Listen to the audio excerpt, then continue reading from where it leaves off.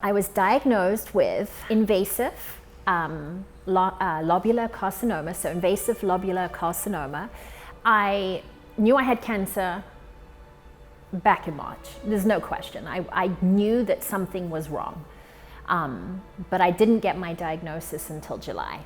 It was shocking, but I'd grown aware of the issue over a period of time. So I think even before I got the diagnosis, I knew, and I'd already verbalized, I've got breast cancer.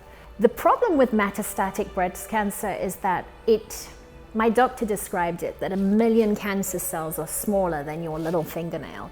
So one of the reasons, they can see it on the PET CT, but there may be cancer cells elsewhere. So once I've had this cancer removed, which right now they're saying is a 3B, maybe a 4, but until I actually have the mastectomy, I won't have my full pathology, meaning I won't know whether I'm a stage 3B or 4. That depends on how many lymph nodes are infected. Being a planner, I wanted to come into this process with a plan and a game plan of how I was going to get through it. But it was still shocking, and I definitely have had moments where, all of a sudden I'll be like gripped with fear about not seeing Sonia, get married or have her first child, or seeing, her graduate with her master's, all those things that I know she wants to do. I want to be there for those things, but I don't know what the next 6 months, 12 months are going to bring. I know they're going to be hard, and I know that, I know pretty much when I'll lose my hair. I've already planned all of that out.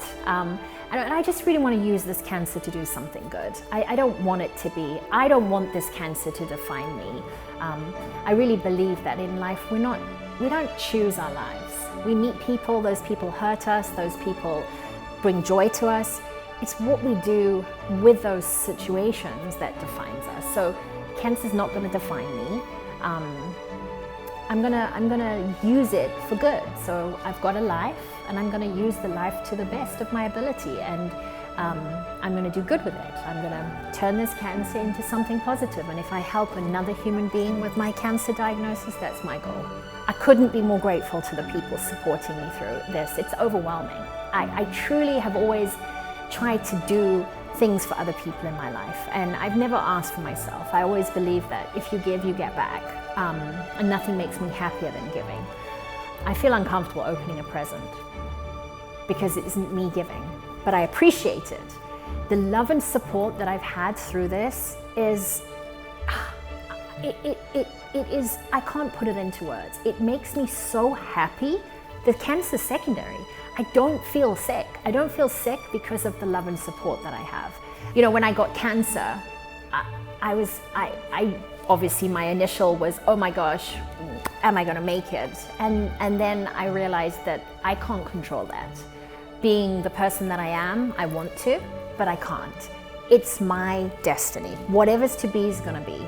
But what I did decide is that I could use my cancer for the good of other people.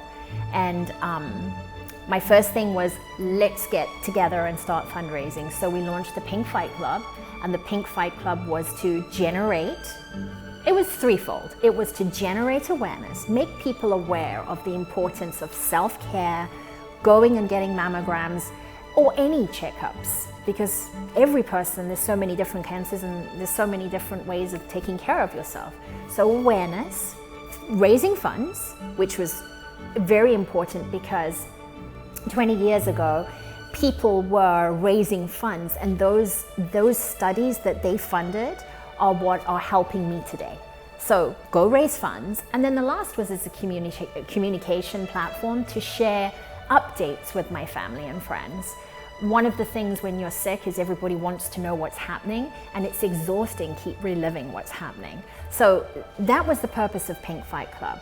I was then honored to be asked to partner with the American Cancer Society and be an ambassador for HERS, and that is a research-based funding platform for female research, and it's a tremendous honor, and I'm going to do it to the best of my ability. They they do so much good.